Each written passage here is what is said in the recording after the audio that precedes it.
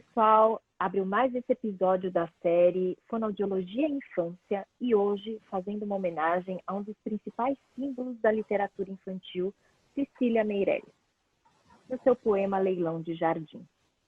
Quem me compra um jardim de flores, borboletas de muitas cores, lavadeiras e passarinhos, ovos verdes e azuis nos ninhos? Quem me compra este caracol? Quem me compra um raio de sol? Um lagarto entre o muro e a era, uma estátua da primavera? Quem me compra este formigueiro, e este sapo que é jardineiro, e a cigarra e sua canção, e o grilinho dentro do chão? Qual a criança que passou pela escola e nunca ouviu um poema de Cecília Meirelles? A alfabetização e o letramento, sem dúvida nenhuma, é um dos grandes marcos do desenvolvimento infantil, porque abre as portas ainda mais para o mundo da fantasia e da imaginação. E muito mais do que isso, a alfabetização proporciona para o indivíduo o empoderamento enquanto cidadão. E é sobre isso que a gente vai conversar hoje, mais uma vez, com a Viviane Colino. Olá, Vivi, bem-vinda. Olá. Tudo bem? Tudo jóia, muito obrigada mais uma vez pelo convite, é sempre um prazer estar por aqui com vocês, Sayuri. Legal, Vivi, obrigada. Hoje falando de um tema que, sem dúvida nenhuma, é um marco muito importante na vida, não só das crianças, mas das famílias como um todo. Porque, sem dúvida, que é uma fase que naturalmente gera muitas angústias, muita ansiedade, né?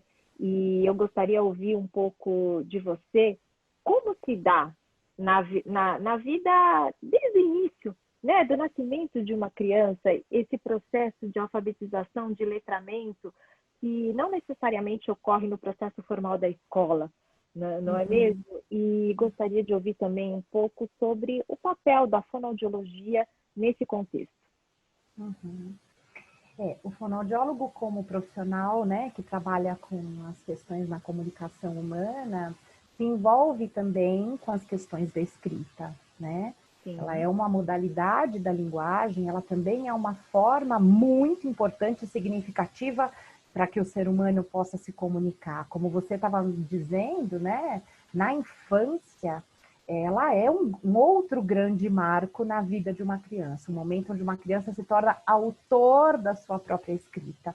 Eu estou dizendo autor da sua própria escrita porque, na verdade, a escrita está, desde que a gente começa a falar sobre esse bebê e escolhe um nome para esse bebê, esse nome já vai sendo escrito na lembrancinha da maternidade, no enfeitinho da porta, na cartinha que a gente escreve carinhosamente para o vovô e assina com o nome do bebê, né? Então, todos esses lugares já começam a aparecer o nome da criança e as letras já vão fazendo parte da vida dela, né?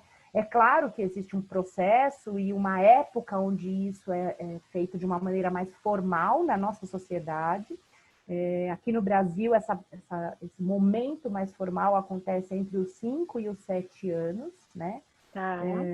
Que é onde a escola, que é a nossa grande parceira nesse processo,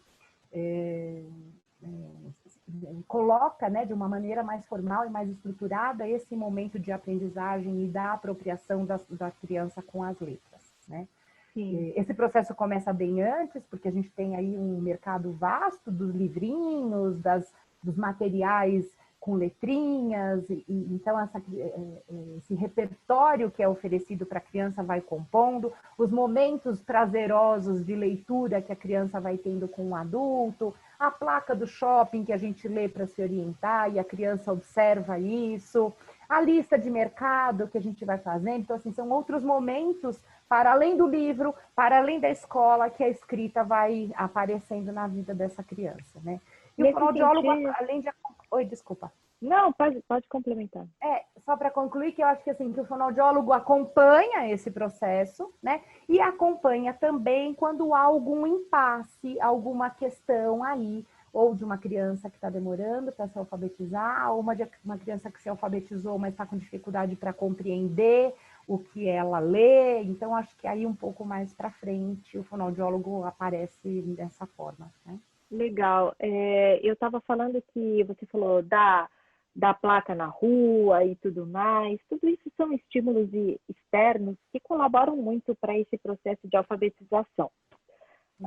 Nesse sentido, sem dúvida nenhuma, que os pais, a família, têm um papel muito importante nesse processo fora da escola também, não é mesmo, Vivi? Aqui em casa eu tenho um exemplo, meu filho mais velho está no processo de pré-alfabetização e minha pequenininha de 1 ano e meio já sabe reconhecer alguns caracteres, falar uma sequência de números, coisa que, claro, né, ele que era o primeiro, não tinha tanto estímulo nesse sentido, demorou muito mais. Então, eu sou uma prova viva de que a referência, sem dúvida nenhuma, o exemplo ali no tete-a-tete, no dia a dia, é muito importante para esse processo. Queria ouvir um pouco de você, como você entende que a gente, enquanto pais, enquanto cuidadores, pode contribuir para estimular cada vez mais o interesse dessa criança pela leitura, né, pelo desenvolvimento, enfim. Eu acho, né, Sayuri, que tem um chavão aí que se fala na infância, que a criança aprende muito mais com exemplo do que as coisas que de verdade a gente fala, senta aqui, vamos, eu vou te ensinar, né?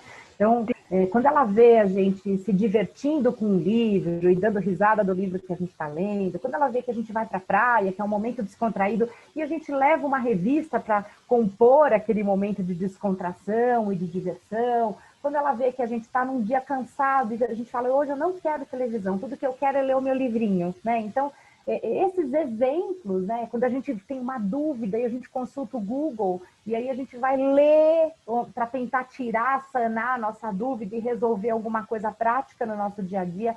Todos esses exemplos vão dando para a criança qual é a função da escrita na vida de um sujeito, né? Que função tem ler e escrever, né? Então, tudo isso eu acho que vai compondo. Então, os pais têm um papel fundamental de banhar essa criança de letras e oferecer esse repertório, e a escola tem o papel mais formal de contribuir com a formatação, né? Com a formalização desse processo que hoje em dia a gente prefere chamar de letramento em vez da alfabetização. Tem uma mudança aí de concepção, por isso a mudança de nome, né? Antigamente se partia do pressuposto que o professor era aquele que ia ensinar as letras para a criança, né? E hoje a gente tem a ideia de que o professor é aquele que vai mediar a relação da criança com as letras, né? E compor esse processo de letramento. Acho que essa é a mudança aí, né? Gostei dessa tua fala de sempre trazer o aprendizado para um momento prazeroso, para um momento realmente de descontração, porque aí sai um pouco aquele peso, não é mesmo? De agora vamos ter a obrigação, vamos estudar, é um momento ali duro. Eu acho que se a gente conseguir trazer essa criança para o universo prazeroso, para o universo da descontração, o aprendizado ele acaba fluindo de uma maneira muito mais natural e gerando muito mais interesse para essa criança. Claro. Sem dúvida, as experiências positivas na infância, as experiências carregadas de afeto, né?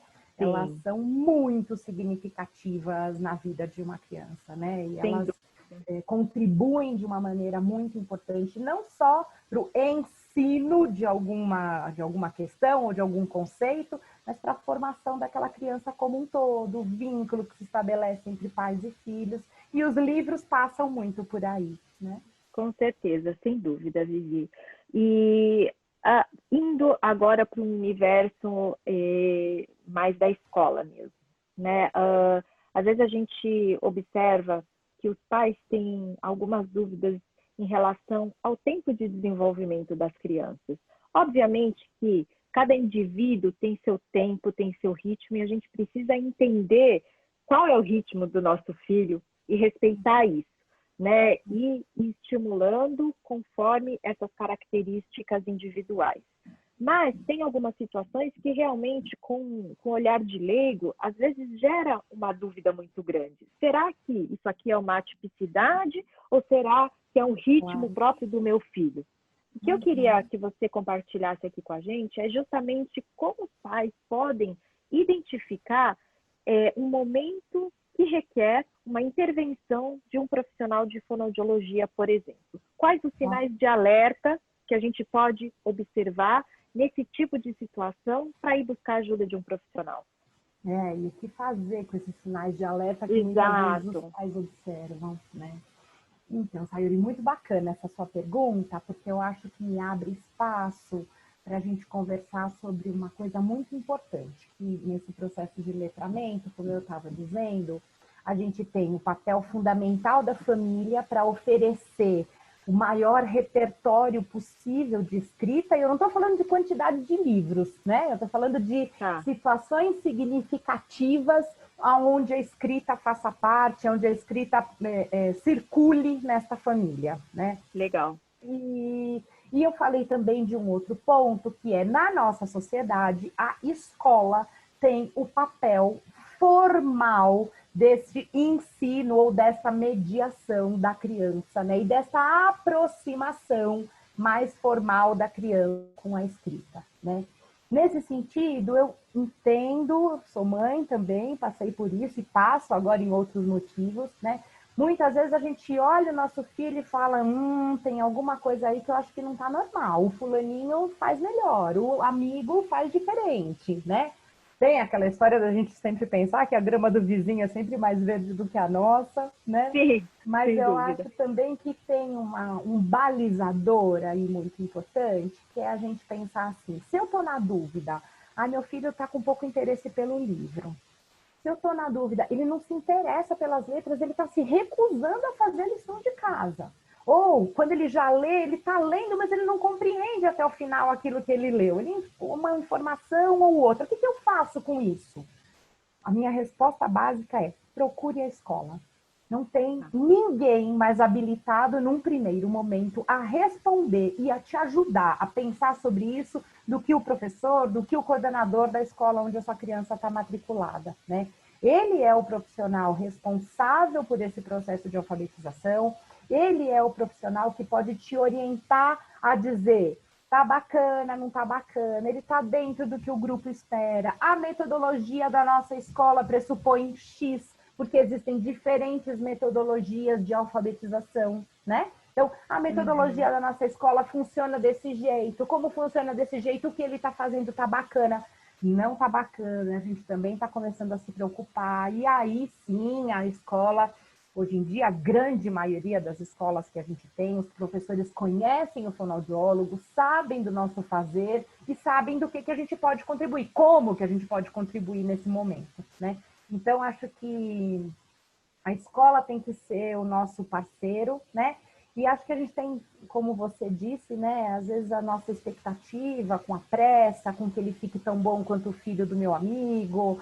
Às vezes a criança está, às vezes na educação infantil, e eu escuto pais preocupados com o vestibular, né? Então, a gente entender que isso que é um processo que demanda tempo, do mesmo jeito que a criança leva 1 ano para aprender a andar, né? Esse processo de letramento também leva um certo tempo, né? Vivi, então, hoje em dia tem uma chuva de diagnósticos, né? TDAH, descalculia, transtorno de conduta e por aí vai. Que cuidados a gente precisa ter em relação a isso?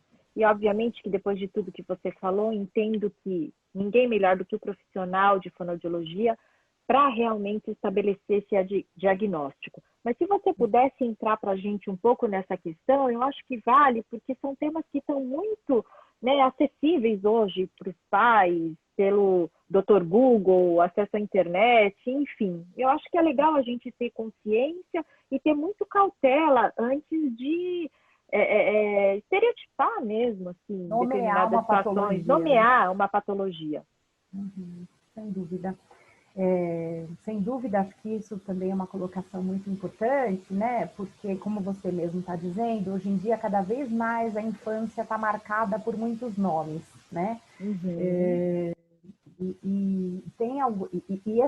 Nomear coisas na infância é um processo bastante delicado e que precisa ser bastante cuidadoso e muitas vezes interdisciplinar. Então, o fonoaudiólogo conta com a ajuda dos foniatras, dos neurologistas, do psicopedagogo. Então, tem uma série de profissionais, né? Às vezes o psicomotricista, uma série de profissionais que podem compor o olhar do fonoaudiólogo e em equipe a gente tomar uma decisão para uma criança antes até de se estabelecer um nome, né? A gente não pode se esquecer, como eu estava dizendo, que esse processo tem um tempo, e qualquer nome que a gente estabeleça antes deste tempo, né, que a criança precisa na sua construção, pode ser um diagnóstico precoce que venha a marcar a vida dessa criança. E isso não é qualquer coisa, isso é uma coisa muito séria e que a gente tem que fazer de uma forma muito cuidada e muito respeitosa com a infância, né? Sim, eu acho que no final das contas, até mesmo muitas vezes eu diria que os próprios pais e cuidadores precisam gerenciar um pouco dessa ansiedade que a gente tem, e digo isso porque eu estou passando por esse momento aqui em casa, a gente fica, né, com uma ansiedade, que quer logo que a criança saia lendo, escrevendo, e muitas vezes é o tempo dela mesmo, né? Às vezes a gente começa a achar que pode ter alguma disfunção, algum ruído aí no meio do caminho, mas muitas vezes é simplesmente o ritmo daquela criança que a gente precisa respeitar e precisa entender. Claro que não estou falando aqui para a gente negligenciar, precisamos estar atentos e sempre como você falou, acho que a melhor conduta é primeiro acessar a escola, que é o profissional habilitado para isso, o primeiro filtro, né, sempre é o professor, e buscar ajuda, né, desse grupo multidisciplinar, como você falou, que pode cuidar e realmente traçar um diagnóstico correto para essas situações de atipicidade. Sem dúvida, acho que o melhor caminho é esse mesmo, né? Até para a gente, de novo, ser muito respeitoso com a infância, que é um momento tão singular na vida de todos os sujeitos, né? E que podem muitas vezes, né, Sayuri, marcar a vida de uma criança para sempre, né? Uma criança que aos 6 anos é diagnosticada com TDAH, né? É um distúrbio de comportamento, de atenção, né? E que traz consequências para a aprendizagem, né? Muitas vezes a gente pensa, será mesmo? Será que não tem outras coisas para a gente ajustar, né? Muitas vezes é um momento que os pais estão se separando, tem outras coisas acontecendo na vidinha daquela criança que é importante a gente olhar como um todo antes da gente fechar. Eu entendo a coisa da angústia dos pais, que você vai dizendo, por isso que é tão importante a gente procurar diálogo, né? Diálogo com a escola e diálogo com os profissionais que possam nos orientar nessa dúvida, nos respaldar e nos escutar enquanto pais nessas angústias e nesses processos aí dos nossos filhos, né? E eu acho que para fechar aqui nossa conversa, essa questão, né, dos diagnósticos e tudo mais, como você mesmo falou, sempre é muito importante a gente enxergar a criança como um todo, né? O ambiente que ela está vivendo, o momento, o sistema familiar, porque como você mesmo falou, às vezes questões externas, situações do momento de vida ali daquela família, daquela dinâmica, podem realmente estar causando repercussões e que não necessariamente é uma patologia, né? E muitas vezes esse diagnóstico precoce pode trazer uma série de repercussões muito negativas ao longo do desenvolvimento dessa criança. Então, acho que fica aqui esse olhar sempre muito importante de enxergar a criança como um ser humano que vive dentro de um sistema familiar, dentro de um ambiente e que não dá para a gente fechar os olhos para todas essas questões ao entorno, né? E mais uma vez, obrigada por mais essa conversa.